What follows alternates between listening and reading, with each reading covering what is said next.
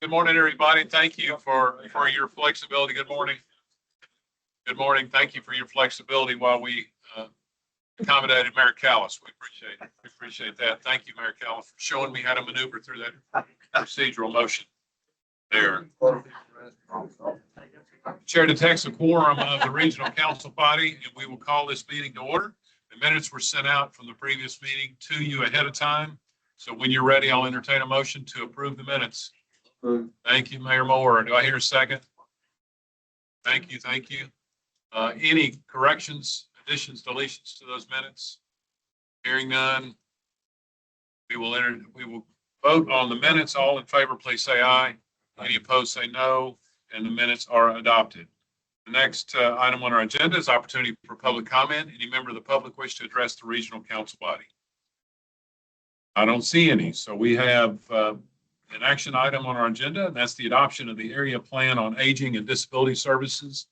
The Venerable Sarah Fowler, Director of Aging and Disability Services, will give us a presentation. Mayor Moore? No comment. No comment. Okay. I had some people months to go. I understand. I understand. Thank you. I'm holding myself back. Oh, thank you. I say good morning and thank you for being here. I am going to ask if you would indulge me for a minute. There are pens on the table. If you wouldn't mind, on your agenda, somewhere on the front, flip it over on the back, write 5 things that are really important to you.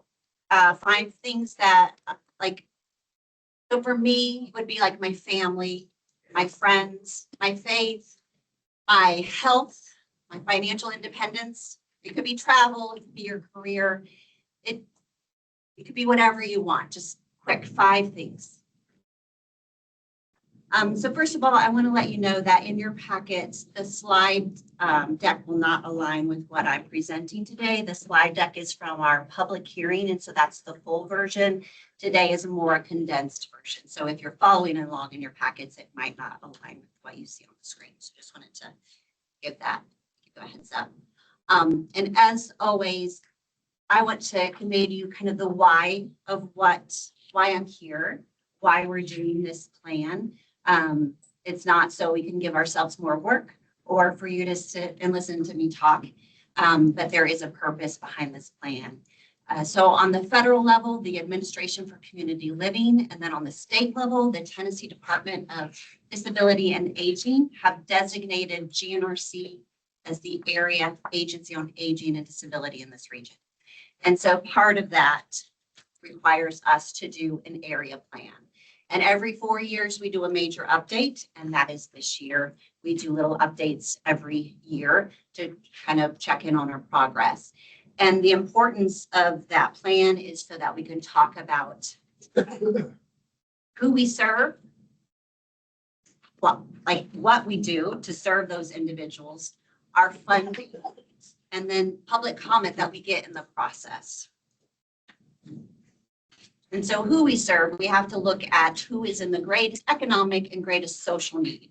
So those who have less financial resources and those who might be isolated because of their disability, because of a language barrier, because of where they live. And so we want to look at those key populations and how we can promote outreach and services to those individuals. And then again, how are we going to serve them? This plan specifically states our goals and different strategies and performance measures of what we want to accomplish in the next 4 years. And then, of course, our funding. We receive state and federal funds, and that is important that we are very transparent with that. So if you wouldn't mind crossing off one of the items that you put on your list, whichever item, doesn't matter what order, just one of those items, cross off one of those items, please.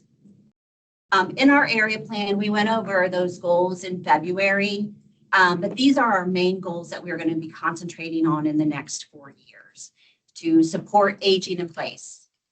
It's very important to us. I know that as I grow older, I want to age where I live. I don't want to be, what they used to say, put in a home. I want to be able to choose where I get to grow older. And we want to put in service and supports for people to make those decisions as much as they can. Our second goal is to provide support to programs that encourage social connectivity, as well as health and well-being, and to enhance the quality of life for eligible consumers.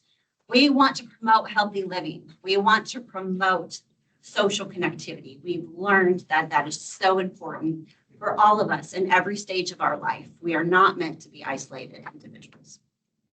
Goal 3, operate support programs that protect the rights of eligible consumers through legal services, as well as abuse, neglect, and exploitation prevention. Again, I say this every time, and I wish we did not have to have this goal, but we do. It is so prevalent today that people take advantage of older adults and people that have less capacity. And so we need these programs to support the prevention of abuse.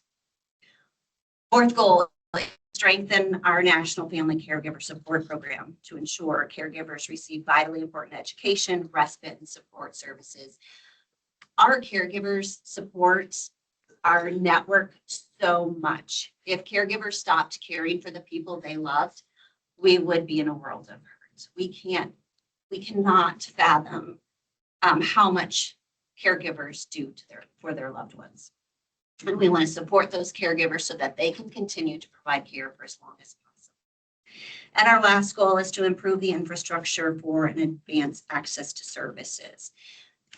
We sometimes are always looking at, putting money out, which is great, but we also need to build that infrastructure because we can't build a better support network if we're not building an infrastructure. I think you all know that in the positions you're in. And that's not always, people don't always see the need for that type of funding, but you know it's a need. You can't build a better network if you don't build it stronger. And then another thing in our area plan is we are requesting a waiver to provide direct services under the National Family Caregiver Support Program. We have to put in a waiver request to provide information and assistance, case management, and outreach.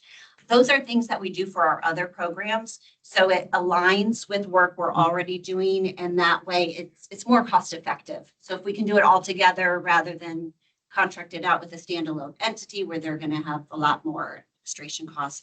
And we've been providing these services for decades. So we feel very comfortable requesting this waiver. And then just to look, and can you please cross off one more item, please? Just to go into funding, it's always important. Again, taxpayer dollars. We want you to know what type of funding we are receiving that we will be putting towards services for older adults.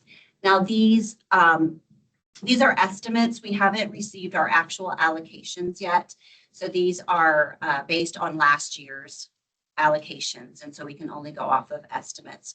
So if you look at these will change in the next, hopefully, month, but we don't know when we'll actually get our funding. Generally across the state, we get about 20 to 21% of the funding because of our population is the largest in the state when it comes to the AAATs across the state.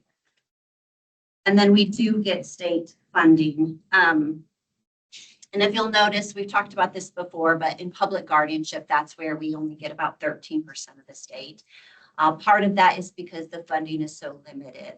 And when it's limited, you have to equal it out a lot more when you look at the state. I do also want to note that federal allocations across the years have not generally increased. What that means is as we come, especially into this year, this next fiscal year, we will not have any additional funds out of COVID via the American Rescue Plan funds. And that's really going to stretch us. So while for the last 5-6 years, we've been building a bigger network to support more people, now all that funding is gone. So we will go back to our normal allocations. We will have to do more with less. We want to provide more services, more supports, but that possibly means serving less people. So that's the hard part of where we come into this plan.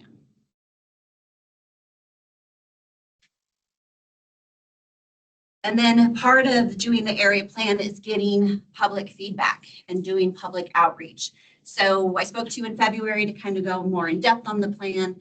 I spoke to our Aging Advisory Committee, which a lot of those are members that you all have appointed.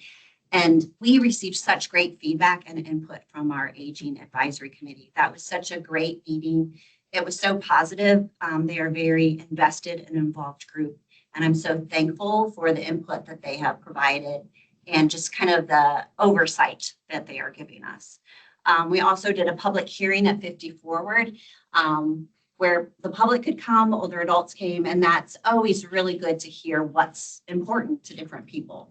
So we loved getting those feedback. And I do want to give a shout out, and if I missed somebody, I apologize, but I met several people at the public hearing that their mayors asked them to come. So Mayor Pitts, Mayor Hutto, and Mayor O'Connell, I appreciate that endorsement. That really meant a lot, and that those people came. And then we did a virtual public hearing just for those who couldn't drive to Nashville. We also had online. So some of our feedback, a lot of the areas concentrated around housing, financial assistance, access to transportation. So those things are not surprises, I think, to any of us. Those are huge needs just kind of in general across all populations, but they especially hit the older adult population when you're looking at fixed incomes. And so a lot of the revisions or edits we made into our area plan were based off of that feedback. Now, sometimes we are limited because our funding is very specific in how we can spend it, but we can look at areas, ways we can partner with other entities, those things that are important. So while we cannot provide financial assistance to an individual, we can help promote agencies that do provide that. Or if we can't help with housing, we can look at other ways like home modifications. How can we help people age in place? So those are the things we looked at, like how can we work within those needs that were brought to our attention? Maybe they'll fit in our framework, but how can we partner to try to make that better and make more of a difference? So while we are mostly done with our plan, hoping that you adopt it today, that doesn't mean our work stops. So our next steps, every 4 years, we have to re-procure our provider network. So even if we've been working with some entities for 20 years, they still have to submit an application to work with us. So we had about 11 RFPs, RFQs for people to submit applications to that range from in-home services, nutrition, transportation, legal services, just a lot. And we are going through those applications now. We will be awarding contracts soon. We look to be probably awarding typically around 55 agencies that we contract with. So that's a lot of work in and of itself. To look at the budget, see how much money we can fund, and then working on all those contracts. When we have new providers, that's an additional work because we want to onboard them. We don't want to say, here's a contract, good luck. We want to be a really good partner. We want to make sure that they feel comfortable working with us. So that might be bringing them in so they can meet the staff that they're working with. That might be us going to their site, visiting them to make sure that they're set up for success. Other things, the Older Americans Act, which a lot of our funding comes through, they updated the Older American Act rule, which means that changes some of our policies and procedures. So our state agency has updated their guidance for us, and now we have the task of making sure that our internal policies, what we're doing, come into compliance as of July 1. So that means training, that means updating our internal manuals, and then also just looking at scheduling training for our staff. Again, that's part of the infrastructure and part of what we want to make better and we want to invest in. We want to invest in our staff because if we don't invest in them, they can't invest in the people that they serve.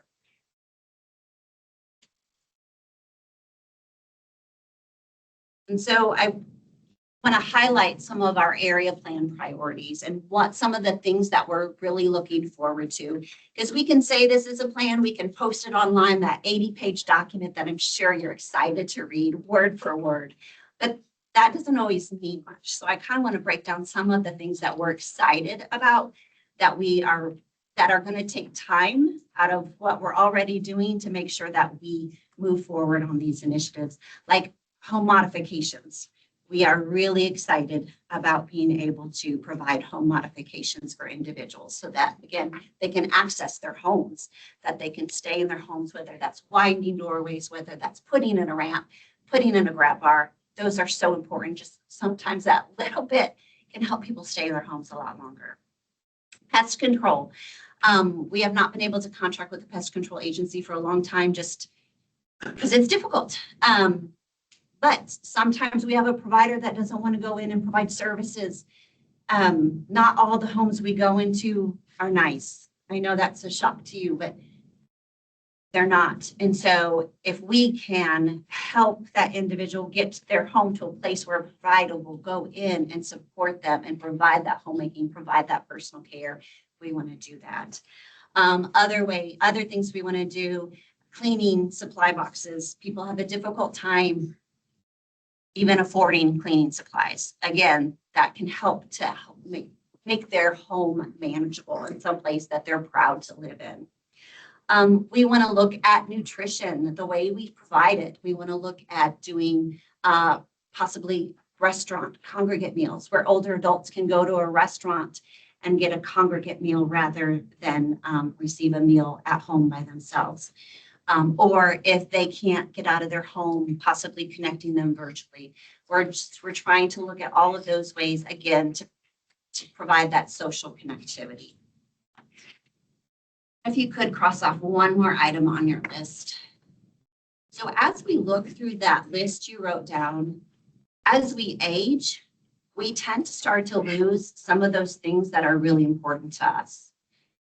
We might lose our health, whether it's a stroke, whether it's a chronic disease, whether it's cancer. We might lose our family. I think all of us have experienced loss, whether it's a friend or family. We might lose financial independence. You're now on a fixed income or your spouse dies, so your income is instantly cut in half, but that doesn't mean your bills are. All of these things that we take for granted now and that are important to us, as we age, we tend to lose those. And so while this plan can't meet all the needs that are out there, we want to do our best because we are serving those people that are losing things that are really important to them. And so we want to find ways to connect with them, find ways to support them. And so that's what this plan is about. Oh, I do want to say, if you have needs in your community for older adults, let us know. You have a staff of about 40 people at GNRC that are in the aging department that love the work they do. They sincerely love the work they do. We have people that have been here for a long time, and it's because it's so important and they feel like they are making a difference in the people that they serve. And if there's ways we can support you in your community, if you have an aging initiative, let us know. We don't want to take over. We want to help out. We want to support however you want us. We want to be there to support these initiatives. We want to be there if you have needs in your community. We want to know about that because maybe that will drive the next area plan or how we change our services. But we need to know that, and we always welcome your feedback, not just during public comment. All right, thank you, Sarah. Questions of Sarah about the plan? Mayor McConnell. Sure. Sarah, I know you've got a few items for planned expansion structured in this. Can you give a little more clarity on, are those funded under this plan? Or are we going to have to seek funding for those expansions? They fall within what we can fund. But they're just new ways to provide services. So when we do that, we have to figure out, okay, how do we monitor it, make sure that we are tracking it as far as putting it into the database, how are we getting it out to people, and making sure we are putting all of those quality assurance steps in place. Thank you. Sarah, what's the obstacle to securing the pest control contracts?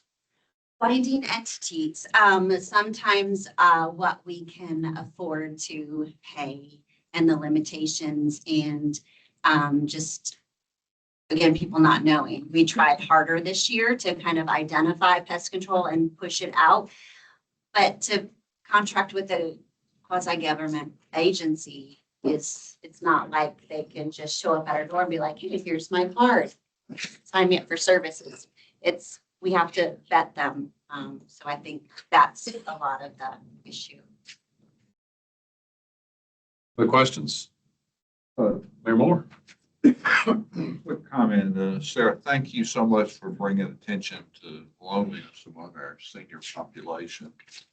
And one of the things that we've been focused on recently in Franklin is mental health and suicide. And part of that more recently is sprung into an initiative as far as combating loneliness. May not know it, but I think it's June the 8th is National Combat Loneliness Day. And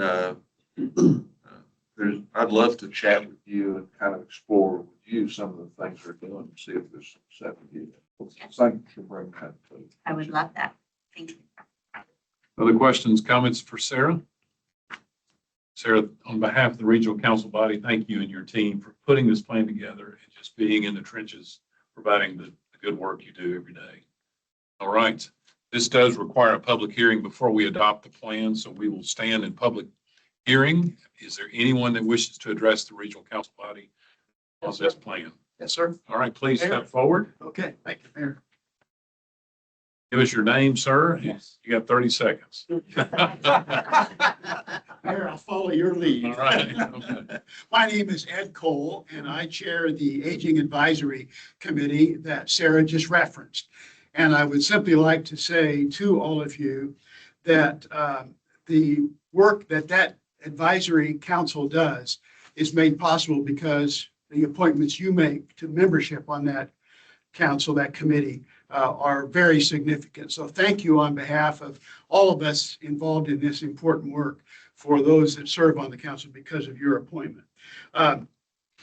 The primary thing, and Sarah's already mentioned this, that we have done is to work with the staff to look at the components of the area plan that would eventually be brought as it is today to you for action. This incredible staff that Sarah has already mentioned has worked with us in our regular participation in meetings to bring issues before us, and also solicited the committee to provide input that we would have. And I think the areas of transportation, of housing, of nutrition surfaced to the top, and the other issues that were prioritized that Sarah went through with you have been important parts of our conversation. I've been involved in public service for a long time, and I have never seen the interaction of public involvement, policy formation, the development of a plan that we have done through this process. So thanks to you, thanks to Sarah and to the staff for engaging the community in the ways that the Aging Advisory Committee has been involved. We understand, as Sarah pointed out, that funding resources are limited, as they always are. And so the plan that you have before you is to try to maximize those resources. This is not a wish list. This is a hardworking document to prioritize those kinds of activities that are in the plan for implementation in the coming years. And so it's been an important part of our process to go through and look at that prioritization and to see that we find it makes sense and is very doable. So with those thoughts in mind, I am delighted to present to you the strong unanimous recommendation of the Aging Advisory Committee that you endorse this plan that's being presented to you today. So thank you. Thank you, Ed. I think there's others. Thank you. You're welcome. Morning. Thank you for the opportunity to speak with you. I'm Grace Smith, Executive Director of Age Well Middle Tennessee. I also have the pleasure of serving on the Aging Advisory Council as an at-large member. And I'm also the co-chair of the Tennessee Coalition for Better Aging. So I am here to talk about the importance as a nonprofit of our partnership with GNRC in this work. The area plan represents so many of the basic needs that older residents have for housing, for food, for transportation, things that Ed just mentioned.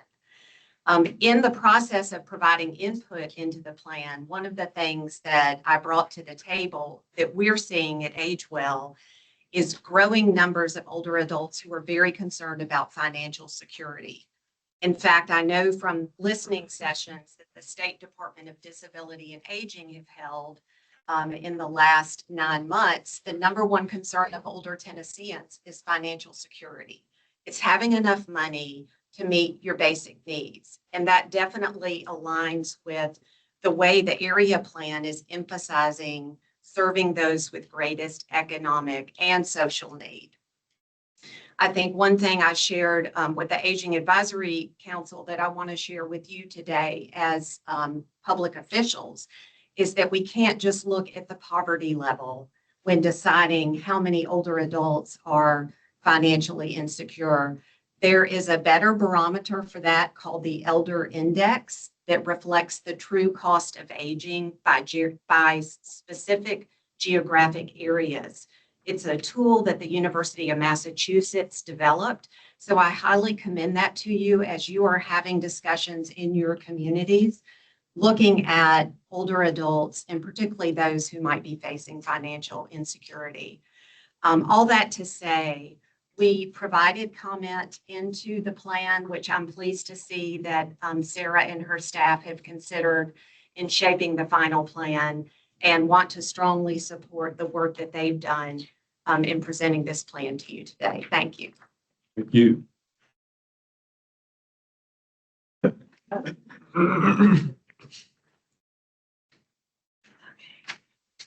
Hello, my name is Diane Oliver, and I'm the Executive Director of the West End Home Foundation. We're a private philanthropy that serves Middle Tennessee. Our mission is advancing aging with dignity and strengthening communities, and we do that by making grants to nonprofit organizations. We serve Davidson and the 6 contiguous counties. We fund right now 40 organizations at about $2 million per year. So many of the organizations that we fund overlap with organizations that you all contract with to deliver these services. But I've had the privilege of working alongside Sarah and her team over the past several years. What you all do through the Area Agency on Aging and Disability is a lifeline to Middle Tennessee older adults and their families. GNRC has really been a critical link. They're present out in the community. I think we've enjoyed a wonderful public-private partnership through our work together. None of us can do this work alone.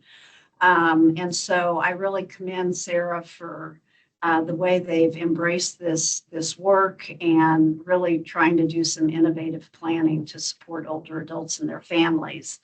One thing I want to say is that services for older adults are among the most under-resourced services nationally and even more specifically in the state of Tennessee. The Older Americans Act funding that comes in is a key piece in our ability to serve older adults. But the state, unlike many other states, Tennessee does not put a lot of state dollars in to supplement federal funding. And so we're trying to do what we can through private philanthropic dollars, but I would encourage all of you to advocate for increased funding.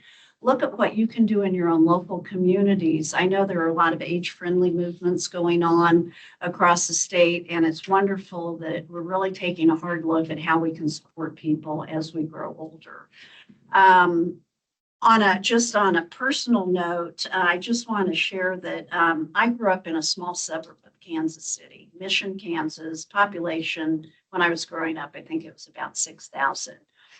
And my father served as mayor of that community for 37 years, about 10 years during my childhood, early childhood, and then he was reelected when I was in college and served until his death at age 82, unchallenged for all those years. But I saw how important local government is in really strengthening communities and understanding the needs. So I echo what Grace said on really look at what the people in your communities need, and help us understand how we can be a better partner to meet those needs. So anyway, again, thank you for your time. Anyone else? Thank you, Diane. Thank you, Grace, and thank you, Ed, for that endorsement of our plan. That concludes our public hearing. I will entertain a motion for resolution GNRC 2025-2026-05. Approved. Thank you. Do I hear a second? Thank you. Any discussion about this plan and this resolution? All right, are you ready to vote? All in favor, please say aye. Aye. Any opposed, say no, and that resolution is adopted. Thank you. And again, thank you, Sarah, and the team for hard work. There are no informational items to take up today on the chair's report. Before we get into one item, I am privileged to be on the distribution list for the biweekly check-in from GNRC, and I'm always struck by some of the creative writing in that, but I won't mention the employee's name talking about the March Madness bracket, but it said this employee came in an impressively distant last place. That's making you feel good for being the loser on that one. So I don't know who wrote that, but You got paid time off for it, so. okay. All right, well, good What for did the that. winner get? Pay them out of paid time. Okay. Back late March, the board convened in Clarksville. We were privileged to be the host city and for a board retreat where we talked about a number of different topics and items, and we had some good fellowship. You'll see us there at the F&M Bank Arena. Thank you, Mayor Golden, for making that happen. And then there's some candid shots of us in various places where we had some great discussion, and we were fed well, I want to report. And then we didn't make any serious decisions, but we did get a long way toward talking about some of the priorities that we need to focus on in the future for this group. So thank you to everybody. Thank you especially to Michelle, to Kristen and Angie, the staff here, for helping put that together. It was a good time was had by all. So, and I think, Michael, that concludes the chair's report. So I will recognize you for your report.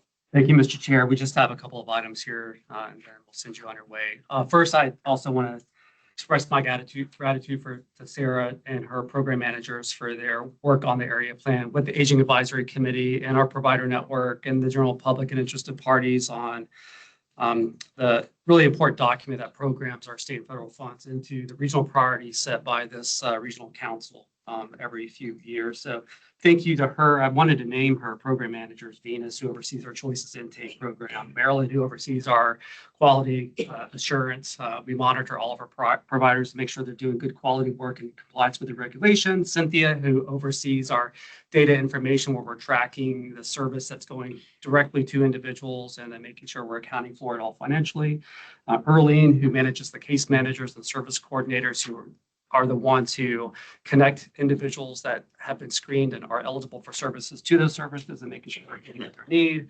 Speaking of the screening, we've got Diane, who oversees our information assistance counseling, which is the helpline, but also the phone counselors that help qualify you for the programs and services that are funded through GNRC and our partners. And of course, Kim, who is our public district, Keisha, who is our we used to have a Kim in that role. Keisha, who is our district public conservator, who oversees our public guardianship program.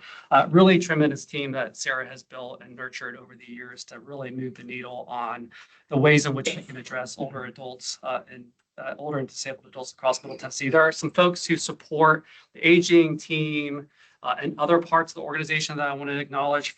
First is Rachel Salava and our communications and outreach team, who is the lead on making sure that people across Middle Tennessee know what we can do for supporting their older adults. She's really been instrumental in creating new partnerships, works a lot with Diane on opportunities to diversify our funding mix to provide programs and services. Ashley Opel, who is a special projects coordinator and really is Sarah's go-to for making sure all the policy procedures are followed and that the production is happening on schedule. And then Rebecca Nofi, our volunteer manager, who has just demonstrated tremendous talent in getting just average Middle Tennesseans who want to give back to their community a space to donate their time in support of our older adult population. So special shout out to all of those individuals. I think is really important. Also, before we share the information we have for you under the director's report, I want to congratulate Mayor Callis, Chair of the Transportation Policy Board, for the adoption of the 2050 Regional Transportation Plan. We had two significant regional plans adopted on the same day today, and that's something that he celebrated.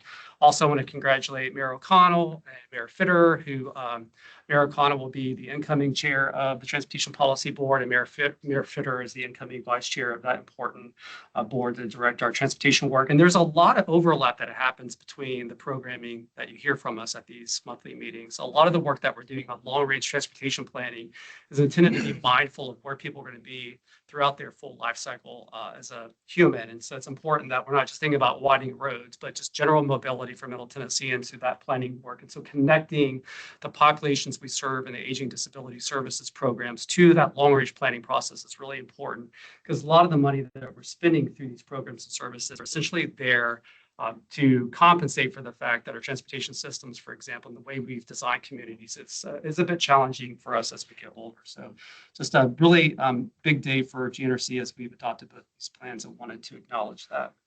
Before I get into really the only informational item that we wanted to share with you is a grant opportunity, I'm going to ask Ashley, who manages the work that we do in partnership with the Tennessee Arts Commission, to mention a small but mighty grant program that has got an upcoming deadline. Thank you and good morning, everyone. My name is Ashley Obel. I'm a special project coordinator here at GNRC, and one of my responsibilities is overseeing the Arts Builds Community Grant. This grant awards up to $5,000 in non-matching funds to projects that broaden arts access, address community quality of life issues through the arts, or enhance the sustainability of asset-based cultural enterprises. GNRC administers this grant on behalf of the Tennessee Arts Commission for Davidson, Rutherford, Sumner, Trousdale, Williamson, and Wilson County. Applications for fiscal year 2027 projects is currently open, and the applications window runs through July 1st. Eligible applicants include chartered Tennessee nonprofits and local government entities. To support our community partners, GNRC will be hosting 2 grant writing workshops. The workshops will focus on pertinent grant information, the steps for applying, and the tools for crafting a competitive application. The first workshop will be Monday, May 18th at 3 p.m. here at GNRC's offices. The second will be a virtual workshop on Wednesday, May 20th, starting at 11 a.m. This grant, while for many budget seems like a drop in the bucket, it has had significant impacts and benefits for our grantees. To give you some examples, in FY 2025, GNRC administered 41 ABC grants, totaling a little over $140,000. With this money, the grantees were able to engage 917 artists who served over 200,000 individuals with art programming.